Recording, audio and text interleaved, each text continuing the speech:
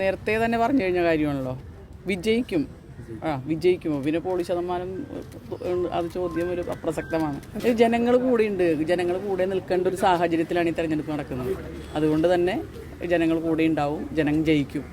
India ജയിക്കണം, ഇന്ത്യയിലെ ഭരണഘടനാ മൂല്യങ്ങൾ സംരക്ഷിക്കപ്പെടണം, രാജ്യത്തെ എല്ലാവർക്കും മതത്തിനതീതമായി മറ്റ് അഭിപ്രായ വ്യത്യാസങ്ങൾ എല്ലാവരും ഉണ്ട്, അതൊക്കെ നിലനിൽക്കെ തന്നെ ഇവിടെ അന്തസ്സോടുകൂടി എല്ലാ മനുഷ്യാവകാശങ്ങളും ഉയർത്തിപ്പിടിച്ച് ജീവിക്കാൻ കഴിയണം. അതിനു വേണ്ടി ശബ്ദിക്കുന്നത് ഇടതുപക്ഷമാണ്.